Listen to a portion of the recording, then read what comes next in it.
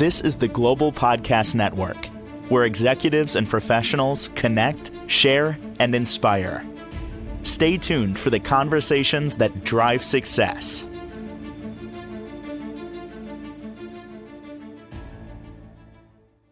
Welcome back, everybody. It is possible to, layman's terms here, I'm going to say, rewire your brain and help you move your life forward. So many of us get stuck. There's things that are blocking us from succeeding, having relationships that we feel are extremely supportive, and so much more. Resonance repatterning is what this is all about. And we're going to dig back into that today and how it works, but also what you need to do to make sure it works. And she is a holistic and alternative healer at Holistic Healing. Gabrielle Poverchuk is back with us today. So great to have you back. How you doing? Great to see you again. I'm doing well. Thank you for asking. So I want to just reset it for everybody. Resonance repatterning. How do you define it? Resonance, what you resonate with basically is what? So resonance, the good resonance is always nice to have. The negative resonance is not so nice to experience, meaning people can annoy you, you get angry with people, you get frustrated, all these negative emotions that you experience. So that's what you resonate with. Now, are emotions good? Yes, definitely. How you respond or react makes the difference. So if you react to annoyance, you find yourself annoyed more than you're not, then you have to take a good look at yourself. Why? People poke at you. People are a mirror to look at yourself a little deeper, to see what is it that annoys me so much about that person. And then take a look at yourself. It's like, oh, okay, this is what it is for me. So I need to take a look at it. Sometimes, and most of the times, honestly, you can't figure it out because it's deeply buried. And that's where I come in. So you tell me, oh, my neighbor or my coworker annoys the crap out of me. This and that happened throughout the day. And so, okay, let's take a look and see why. What is the source of this annoyance? 99.9% is something that you actually inherited, which creates your feeling. And based on that premise, you then interpret your coworker's actions, words, feelings, whatever it is. So is your coworker annoying? Probably. But do you need to react or respond? Most of the time we react, but we can't really outright react because that's socially not acceptable. So we stuff it down. So then there it sits again. Who knows when until it gets poked again. So I go deeper by finding out what the blockage is and release that blockage that causes you to be annoyed about that person. So, is it ever or often revealed what the blockage was? And we're just giving one example here, where people just get under my skin a lot. Whatever it is, can we figure out, make that? I call it connecting the dots to your past to the way you act now. Sure, but it never seems to be the way you think it is. Yes, yeah. So we go deeper. So I'll ask you what's going on. Then I muscle check, use my kinesiology, get the right book, meaning primary pattern, unconscious, or the chakra repatterning. Find the statement the non-coherent statement that you carry around with you, and then find out if it is a generational pattern, meaning you inherited it. Go down and find out how many generations, and then release that.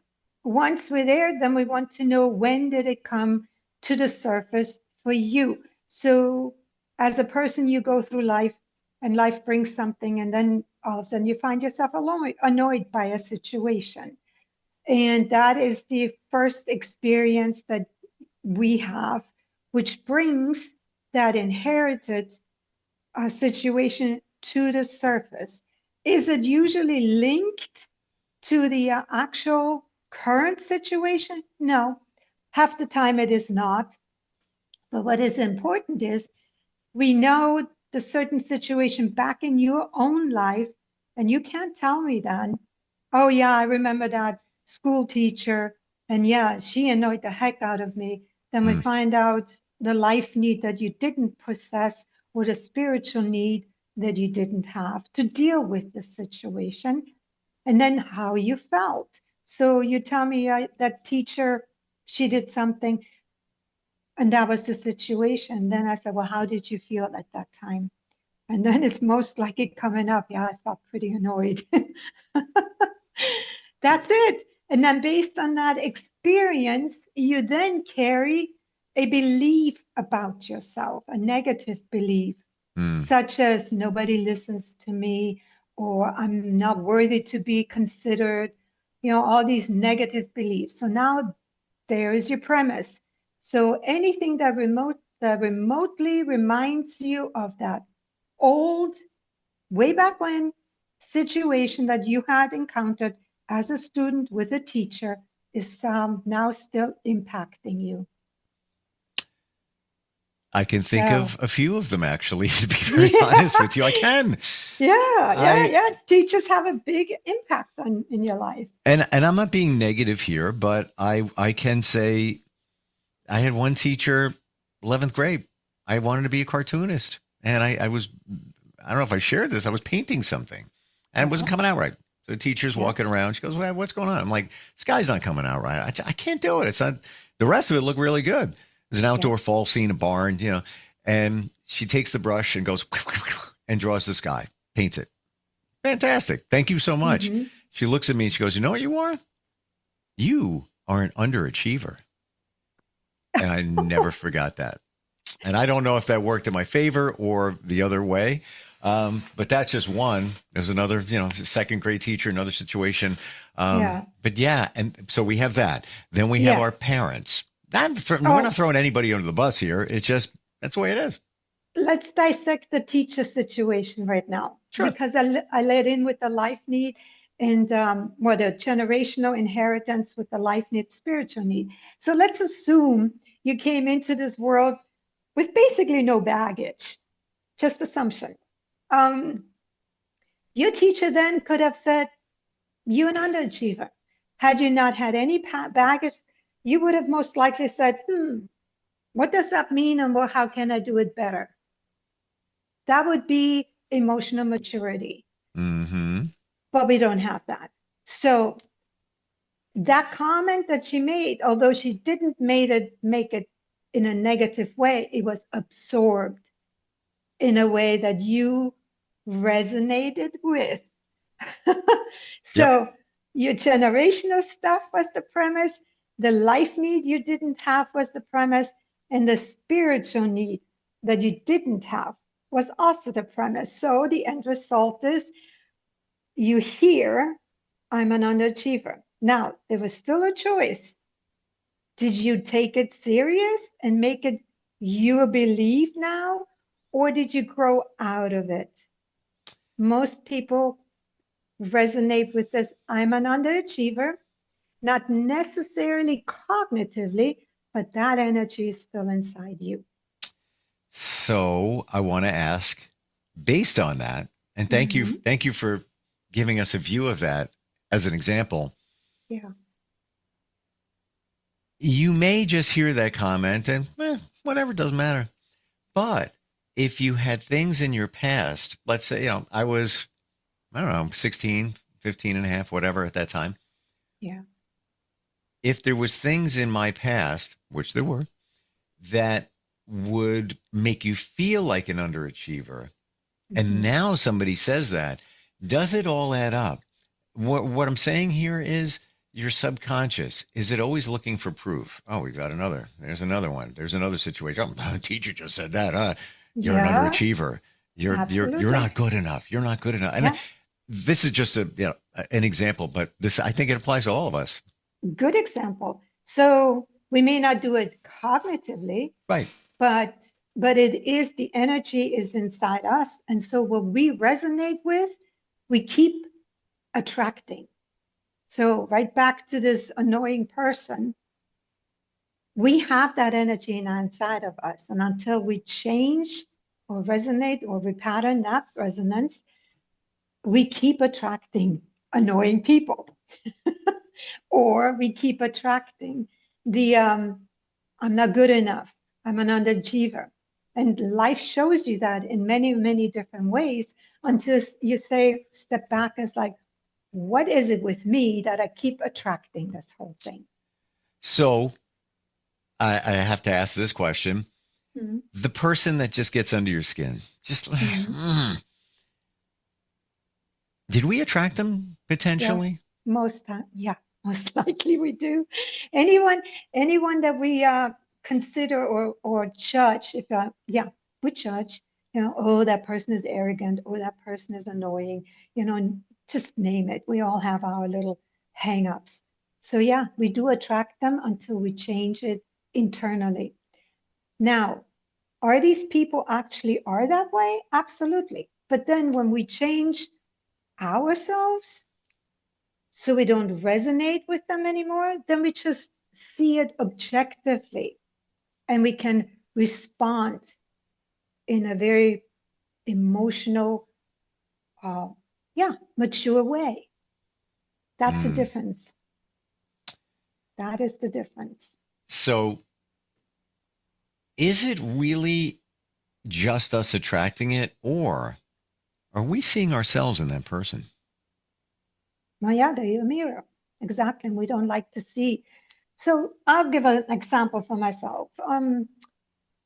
My mom was very insecure and very judgmental of other people because of her insecurity.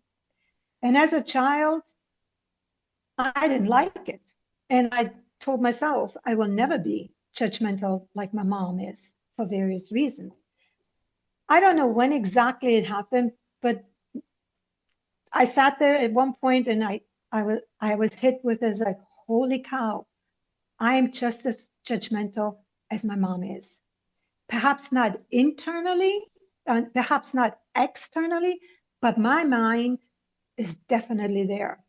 And so when I realized that, I have to say, I cried because I didn't want to be that way. It was a rough situation to digest. But once I got over it, that I am like this, and I accepted it, that I'm not perfect, then I started working on my judgmental attitude, find out why I was so judgmental with the help of the resonance repatterning.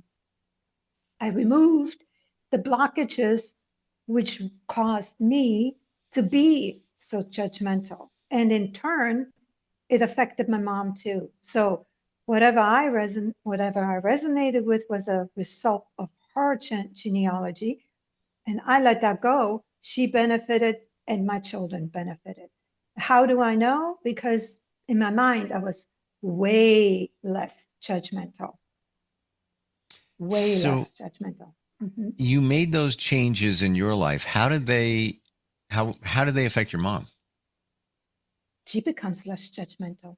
People pick up on other people. Okay. So clients, I ask them, so how are you feeling when we're done with the session? Usually they tell me I'm tired. It's like, okay, that's a natural response. I said, has anybody else seen you change? Oh yeah, they have seen me change. I'm much calmer, and collected, and I don't respond this way and so harsh anymore. So they may not see it, but the people around them see it. Wow. Mm-hmm. Lots going on here. Yeah. Yeah. But it's validating things that I've heard, but I've heard them in pieces. You're bringing it Mm-hmm. all together in Yeah, this. And certainly energy is kind of at the forefront here, isn't it? definitely. All is energy. Everything is energy. We know it. We just don't realize that we talk so negatively. We use negative language, and then we wonder why we get all that negativity back when we Mm, put it out. mm. So, Even a negative mhm, word Mhm. holds energy, right? Negative energy. Absolutely. Yeah. Yeah.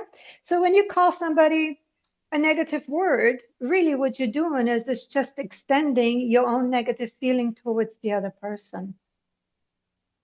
Hmm. And then it But comes back. then it comes back, and let's say Yeah. there's just somebody in your life, and they just annoy you. I don't know what it Yeah. is. It's just yeah, it's like, and you talk to your friends about this person. They're doing it again. Look at it's just it's so annoying. It's Yes. like like gum on a And shoe. no, Stop. What's fundamentally going on there, right? you If you're perpetuating it. You literally perpetuating the annoyance by talking about it. So two things need to happen. mm, First of all, you need to find out why you are annoyed, right? And that's why I come in with my skill. Then, once that's taken care of, there is no need to talk about it anymore. Because as long as you talk about that situation, then you perpetuate the situation. mm, Now, again, if you talk to someone about that person who annoys you with the intent to find out about yourself, meaning you have a really good friend and you trust that person saying, well, Steve, how about looking at that? And they give you constructive, positive feedback, then it's like, oh, okay, that's how you can change things. But to talk about it, just to talk about it and venting, not a good idea. and it's interesting because many times it's been said that, well, you need to get it out of you. You need to talk about it. You can't hold it inside. But it sounds like it's counterproductive when you're complaining to others. Look at the guy. Yeah, but why is he always annoying? In our group of friends, there's always something within it. You're trying to validate it with your friends if they're feeling the same exact way. They will But never, they can't because they're not you. right. Mm, And again,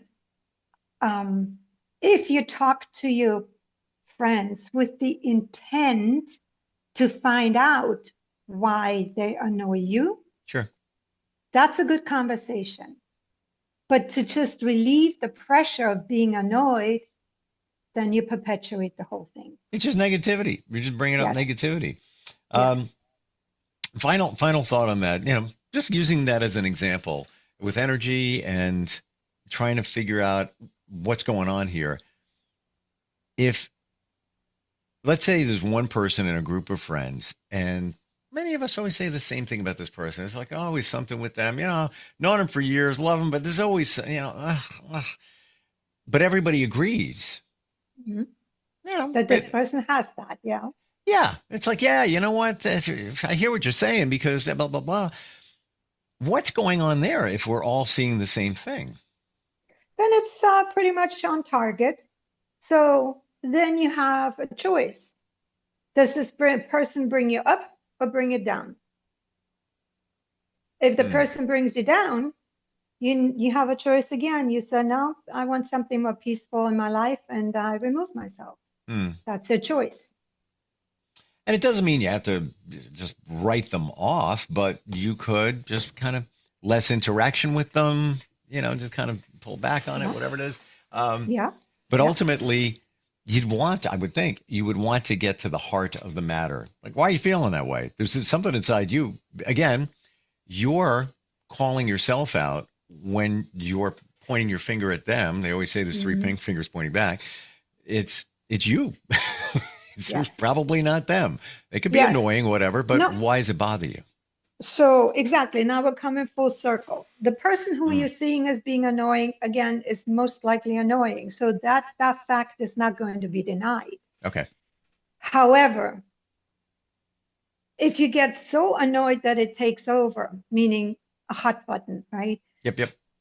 Let's take numbers. Zero is not possible. We need our feelings, their guidelines. Mm, So 1, 2, 3, that to me is a comfortable zone where I say, yeah, that person is annoying. Let me see what I can do about it, how how I respond mm, to this person, and then make decisions how I want to react or interact with this person. So that narrow range is perfect. To me is a healthy range. But anything past that is too volatile, too hot, if you will, that you have a harder time to respond to that person. And I think when it comes to that point, it is a good time to look at yourself and say, look, why am I so hot with this annoyance? So then you need to take a look at yourself and release this energy with my help. 100%. And thank you. Thank you very much, Gabrielle, for being honest about this. Like you're acknowledging that person could be annoying. Like it's not like you're writing it off. Well, no, it's you. It's you. No, people can be, everybody's different. But why would it bother you? And why would it bother, us or whatever the situation is to a certain extent? Yes. There's a reason, and we need to look at that reason. And that's just one tiny example of everything that transpires in life. We started here today. I mentioned basically, in a way, rewiring. We call it, repatterning, but you're essentially changing the way you think, right? Yes. So the negative belief, the negative feelings, and what you have inherited and perpetually move forward with as a premise and how to interpret your life, that is being repatterned. So again, when we start out the session, we first take a nosedive about the situation, what you are lacking, meaning the spiritual and the life need. How did you feel about the situation? How far back did the situation originate? And then when we're done with all that, we need to put coherence in the positive mindset. So instead of feeling annoyed, how about feeling powerful? Or competent or calm, whichever one suits you the best that you actually want to feel in regards to a specific situation. Like in that example of the person that's annoying and others validate that it is, instead of you complaining and be-itching about it, if you will, flip that around where you're empowered. Like they don't bother me anymore. There's no challenge. I just move past it. Yeah, right. So that's where we want to be, acknowledging it and just responding to it, not reacting, and then go home. And it's not going to be occupying your mind for the rest of the evening. Yes. You don't have the urge to talk about it and none of that. Can you believe this mindset? It's not worth it. It's not worth it. Yeah, no, you're right. It's not worth it. Plus you perpetuate the whole situation. Yeah. So you're bringing yourself down. You think you're elevating yourself past somebody they can be, as we identified, truly annoying. Okay. But why let it affect you in that way? And the word resonance, repatterning, resonance. I'm seeing the word energy. Energy resonates, right? Yes, exactly. Wow. You resonate with everything. So you do, with good and not such good things. We resonate with the people that we feel good about. Well, have you ever thought about that? You resonate with your buddies when you hang out because you and the buddies have something in common. So that's already coming from you, all the positivity. So if you want to find somebody who likes the same kind of sports or the teammate, whatever it is, well, that's the resonance or energy that you have within yourself. Yep. And eventually it finds a buddy. Yep. Yeah. What's it? Birds of a feather flock together. Yeah, pretty much. You can do this repatterning and as a rewiring of our minds, getting rid of those things that are holding us back virtually. How do we connect? How do we connect with you? So you can text me under my phone number, which is 206-498-9094. Thank you for making this even clearer and also validating for me, for sure, and a lot of us here, what's actually going on? It's kind of interesting, and we fall into these traps all the time. But essentially, it's based on our past. So let's figure it out. Thank you. Yeah. I appreciate it, Gabrielle. Thanks for being here today. You're welcome. I appreciate you too. Have We'll a be right great back. day. This is the Global Podcast Network, where executives and professionals connect, share, and inspire. Stay tuned for the conversations that drive success.